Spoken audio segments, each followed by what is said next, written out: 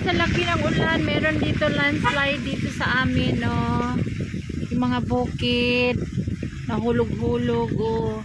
Pero mabilis yung aming ano ngayon, mga labor, ano ba tawag nito? Galing doon sa taas.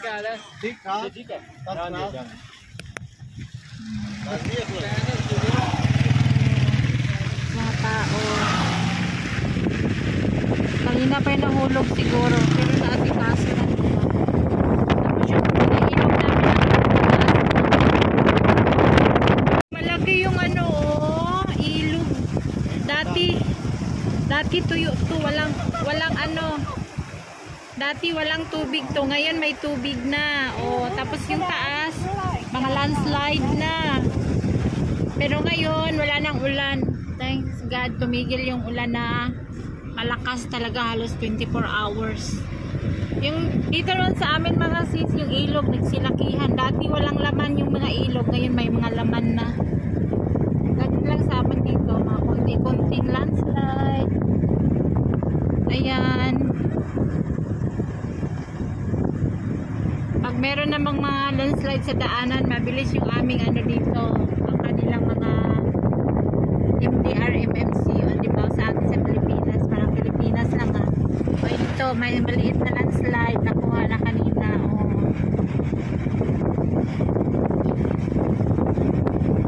Habang pauwi kami galing sa ano, hospital ni Mayra, o. Yung aming ano, tulay. Umapaw kanina ang tubig, oh. Tingnan niyo yung mga grass, mga dapa. Oh, ayan. Kagabi siguro to umapaw yung ilog.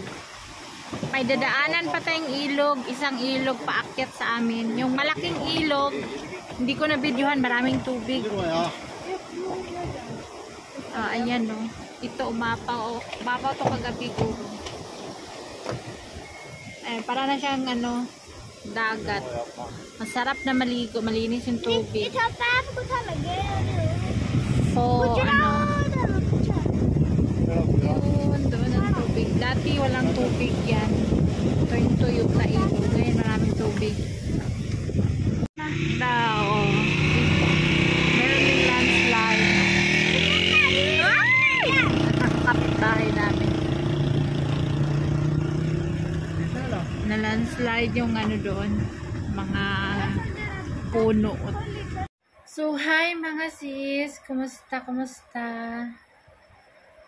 All around the world, kumusta po kayong lahat? Na binabaha po talaga tayo ngayon kahit saan mang sulok ng mundo. Dito sa amin, na-extend yung holiday ng school mga sis sa mga bata. I think next Monday. Kasi laging umuulan. Yung kalsada maputik pa. Puro putik, tubig, ganyan. Ano pa kasing kalsada namin dito, hindi pa siya simentado dito sa bukid namin. Sa highway, simentado naman na siya. So, kaya in-extend ang class kasi ulan ng ulan. Mabasa yung mga bata, ganyan. So, ayun mga sisi, hoping na sa mabuting kalagayan tayong lahat. And thankful for everyday gising is a blessing. Yes po. And then, our topic for today is magkano yung nagastos namin doon sa hospital. So, yun mga sis, before kami pumunta ng hospital, nagbaro na ako ng 10K dito sa NIS ni Elias. Pagdating namin doon, ang 10K, wala pang gabi, ubos na sa mga gamot. Hindi pa nagdating ang gabi, hapon pa lang, ubos na. Tapos, may baon akong mga 15K. Yun, hanggang paggabi, gamot, resita, isang plastic, mga ganyan. Tapos, hanggang sa ang aking iniipit-ipit is nabawasan na talaga. So, sa gabi, Nag-iisip kami, sabi ko, naku po, magkano kaya yung bill namin dito sa hospital, ganito, ganito, ganito. Sana kami kukuha, ganito, ganyan. Tapos, ito na nga ba yung sinasabi ko na dapat may savings talaga kasi we don't know the time na mayroong emergency. Sana may maano tayo, madudukot na sa sarili nating pera. Ayun, nag-away na naman kami ni Elias. Tapos, sabi ko sa kanya, tingnan mo tong sitwasyon natin ngayon. Pareho tayong walang trabaho. Kapag nag-work ang isa sa atin, may madudukot sana tayong pera. Alis dyan kaya wala kang damit.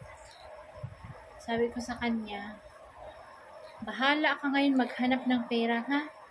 Kaya ako, halos mamatay na ako sa stress, sa kakaisip. Bahala ka na, bahala ka. Sabi ko sa kanya. Tawagan mo lahat yung friend mo. Lahat, utangan mo. Sabi ko sa kanya, or gumawa ka ng paraan. You make way na makabayad tayo, makalabas tayo dito sa hospital. Pareha na mo na, ay gana. Kung Wala nakaari na mo. O ay gana na mo. alame, Jas. Yun, sabi ko sa kanya, sa gabi, maghanap ka ng pambayad. Pag mga ganitong sitwasyon, yung mga ganitong kagipitan, emergency, talagang parang yung ano ko, yung isip ko, saan ako kukuha ng ganito, ganyan. Inano ko si Elias talaga, sabi ko sa kanya, bahala ka, maghanap ng pera, ganito, ganyan. So, nagtatawag-tawag na siya, ganyan, nagtawag-tawag na siya sa mga niya, sa mga nieces niya, sa mga sister niya, sa mga brother niya. So, ang nagbigay is dalawa lang. Dalawa lang yung nagbigay yung niece niya sa England. So, nagbigay ng 10 yung dalawa, 20k rupees. So, yun. Plus, hiniram ko dito na 10, 30. Plus, yung 15 ko, 45. So, yun, kinabukasan, kampante na ako kasi may nagbigay sa kanya ng 20. Kampante na ako, pero kabado pa rin ako kung magkano yung bill namin. So, overall, ang gastos namin sa hospital is nasa 30,000 rupees. Yung pagkain namin doon, nasa mga kasama yung groceries na dinala ko dito, gatas, mga prutas, gulay, all around is 15k yung kasama yung pagkain namin doon sa hospital, at saka nag-grocery na rin ako pa uwi. So, all in all, ang nagastos namin is 45,000 rupees. Kasi, nasa private hospital kami, wala kami sa public hospital. Expected na yun, kapag nasa private hospital ka, medyo mataas-taas talaga yung bayaran kasi nasa private room ka. Kapag government ka, kasama mo lahat yung mga pwede ka naman din mag-request ng private room mo. Yun, parang private price na ang halaga nun. Pero kung gusto mo makisama sa mga bata nga, yung mga ganyan, government, emergency, diyan ka lang, maliit ka, isang tao lang pwedeng pumasok. So, ayun, hindi din naman makaano sila Elias kasi nasa labas, wala naman tulugan. So, kumuha na lang kami ng isang room para makapasok si Elias sa si Sammy. Ayun, kami doon sa isang kama, dalawa kami ni Myra. Nauk-uk ako. Hindi ka talaga makatulog sa hospital kasi dinig na dinig mo yung mga pasyente. Yung hospital na yun is for the children hospital at saka for the pregnant woman or for yung magbo-born ng baby doon sa hospital na yun. So, dinig sa gabi, hindi ako makatulog kasi 'di ba yung gabi tahimik na yan. Dinig na dinig mo yung mga babae na mga buntis na gumagano La, dumidigwa-digwa. Sabi ko, ito, buntis talaga to, ganito, ganyan, buntis to. Meron na marinig ka na may, oh ha! Oh ha! Yung mga bagong panganak siguro. Tapos, yun, dinig na dinig ko talaga yung mga babaeng sumusuka, yung mga ganyan. Ganun pag sa hospital talaga, wag mo nang anuhan, asahan na makatulog ka pag sa hospital ka. Makatulog ka siguro pag sobrang private yung hospital na as in walang problema, may ano. Doon kasi sa pinuntahan namin, medyo maliit lang siya na hospital pero private siya. Oh. May doktor, maraming nurses, umiikot. Yun ang kagandahan. So, iba ang ano talaga namin dito sa bukid. Kasi nung pinapacheck up ko si Myra dito sa bukid, binigyan lang agad ng resita. ORS na maliit na siya. Siya yun lang pinapainom. Yun lang, ganun lang check up niya. Pag doon sa city, nilaboratory siya dito ng dugo. So, gabing iyak niya. Dito, tinusok siya dito ng dugo. Yung ganyan kalaki na ano, na ang tawag niyon, syringe. Tapos, yung karayom, hindi naman ganun kalaki yung tinusok. Medyo maliit lang, mga plastic baga. Tapos yun, thanks God ka nakauwi kami sa bahay ng safe. Yung mga dinadaanan namin, puro binaha sa gabi na yun kasi ang lakas ng ulan. Yung ilog, nagsiapawan, yung mga naglalandslide yung mga bato-bato. Pero dito sa lugar namin, hindi naman gaano.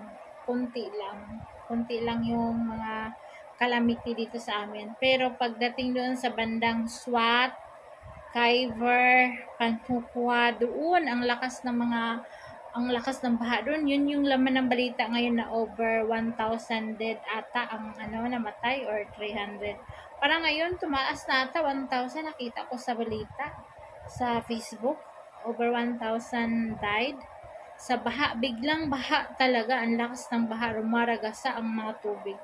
Iwan ko ba, I wonder ngayon, lahat ng bansa natin, binabaha na, no? Kahit ma-Amerika ka man, kahit saan ka mang binabaha talaga ngayon. Parang nakapagtataka ngayon sa sa panahon natin ngayon. Lahat ng lugar binabaha. Dumaranas talaga ng pagbaha. Unlike before, na ang binabaha is always Pilipinas lang, ganyan. Ngayon parang ikot na yung problema ng ikot na yung problema ng mundo. Puro tubig talaga. Parang yung place natin, aakupin na sa dagat. Parang nakakatakot na. Oo, manood ka ng balita na parang yung isang lugar, kunti na lang natitira, inaako na lahat ng tubig, kunti na lang natitirang mga bahay. So, mga ganyang grabe. Para ba yung iba nagsasabi, nalalapit na talaga ang pagbabalik, ang pagtatapos sa mundo. Yung ganun, kasi puro tubig. So, dasal lang tayo ngayon sa mga nangyari sa buhay natin, sa mga di baling basta okay lang yung mga mga mahal natin sa buhay. So, yun na guys. Magkano ang bill namin sa hospital, saka saan kami galing ng pambayad. So, yun. Our topic for tomorrow is, abangan ninyo mga sis. Tingnan natin yung aking pasyente. Maligo yun siya eh. Ang tagal niya maligo ni Myra. Parang 2 hours. 2 hours. Ngayon nakita ko dumaan. Ngayon pa natapos. Parang naligo yun siya. Mga pa yun siya naligo. Mga 6 pa siguro. Ngayon times 8:30 na. Tagal niyan maligo. Grabe.